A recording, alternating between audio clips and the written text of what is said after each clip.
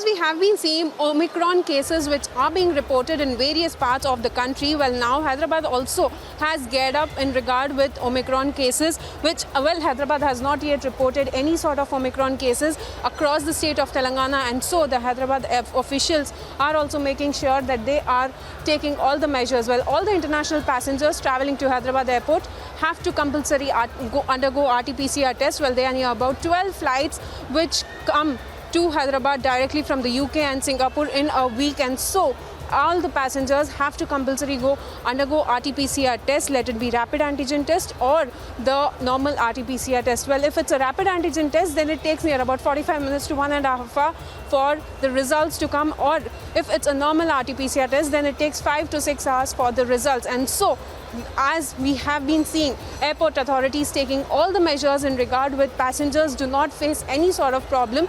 We see that now there is another agency which has been hired by the airport officials to take up further fast process for the COVID test which has to be undergone by the international passengers here at the airport. And health officials also have been asking people to make sure that they take all the precautionary measures in regard with the fear of Omicron cases which are being reported in various parts of the country. This is Anirija with video journalist Chandra for Republic TV. You're right, the countries at risk is increasing day by day, and we are actually having flights from two such countries which are on the risk list. One is Singapore and one is UK. So on overall we have 12 flights coming per week from these two countries. Singapore we have a daily flight, and from London we have 5 days a week. Now from London we have close to 250 passengers who come in and on average from a flight, and on the Singapore flight about 150. So we have created a facility. After the APHO desk, we have a detour for the passengers who are actually coming from these two countries at risk. We have a holding area where we are collecting the sample of all these passengers and then doing a test. So what we have seen is that close to 70% of the passengers who are coming in from these two countries are pre-registering. And the pre-registered passenger just needs to show the booking of them and then can go directly give the sample. And almost 80% of the passengers are opting for the rapid RT-PCR, the result of which comes out in 45 minutes to an hour.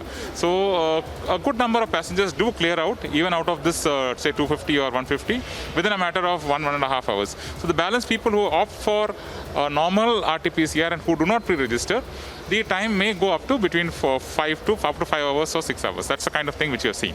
So we are created the infrastructure that up to 300 people can be seated, and we have organized for forex counters, we are organized for food and all that. This has all been done in a good manner. There are toilets also inside. So that's how it's been done. What about a person, if any passenger is tested positive at the airport while undergoing RT-PCR test, and then the person is tested positive? So what would be the procedure for that person after? So currently the state government, state health authorities will take the passenger to TIMS, that's Telangana Institute of Medical Sciences, and there they will do the rest of the process including sequencing and all that. One question, sir, as now we have been seeing only few countries, but later we might see an increase in the at-risk countries, and also as health officials have been saying that the number of cases would increase in the coming days or next few months. So how would the Hyderabad airport manage with that? So currently, as I explained, there are only two countries and we only have 12 flights. In case the number of flights increase, we may try to work in such a manner that at any point of time we do not have to handle more than 300. So that if you use, that's what exactly we did. We had an overlap for flights coming from Singapore and London. So what we did is we spaced them out. So we talked to the airline and spaced them out. So that's something which we will continue to work on. If the countries keep further increasing, then we'll have a constraint, but otherwise, as it speaks today, we are trying to work around in such a manner that we space them out in such a manner that we do not have such problems.